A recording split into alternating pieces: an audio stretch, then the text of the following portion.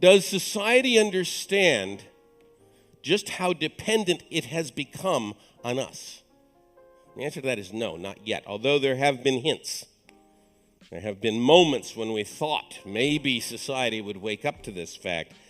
The event that will eventually, of course, cause society to wake up is when some poor programmer does one dumb thing and kills 10,000 people at a shot. And it's not hard to imagine what that would be.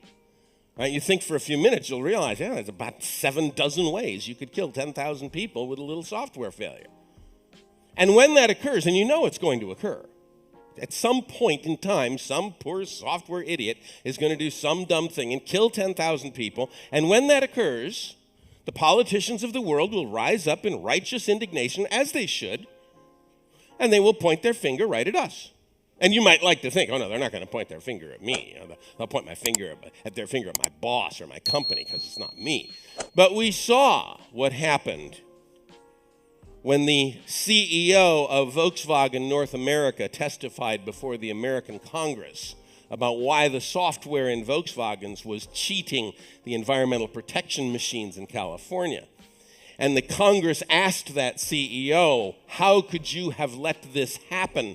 And the CEO answered, and I quote, "This was a couple of software engineers who put this in for whatever reasons." It was just a couple of software developers who did this for whatever reason. Unquote. Now, he was right. It was a couple of software developers who did it, although it was not for some reason. They knew exactly why they were doing it. By the way, those software developers are in jail now, as they should be. So when the event occurs, and the politicians rise up and say, we got to do something about these programmers, they're out of control. And they point their fingers at us and they say, okay, how could you have let this happen? We'd better have an answer for them. Because if our answer is, my boss told me we had to get it done by Tuesday, if that is our answer, then the politicians of the world will hang their heads in disappointment and shame and disgust, and they will do the one thing that we don't ever want them to do. They will legislate. They will regulate. And they will tell us what languages we can use and what platforms we have to write on and what courses we have to take and what books we have to read, what processes we have to follow and what signatures we have to get, and we will all become civil servants. I would like to avoid this. So how do you avoid it? Well, you get there first. You get there first by establishing the ethics of software development. What is our ethics? Do we have a stated set of ethics?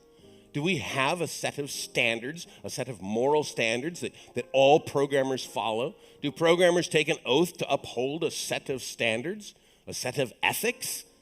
We don't have that. We don't have a profession because of that. Because in order to have a profession, you have to have something you profess. And we don't profess anything at this point in time. We're going to have to come up with this. We're going to have to learn to adopt a set of standards and ethics so that when the politicians of the world do point at us, and they will, and they say, how could you have let this happen? We can respond by saying, look, this was a horrible accident, and we regret it, but it was not due to our negligence. And we can prove it was not our negligence because here are the standards that we enforce. Here are the morals that we adhere to. These are the ethics that we claim to profess.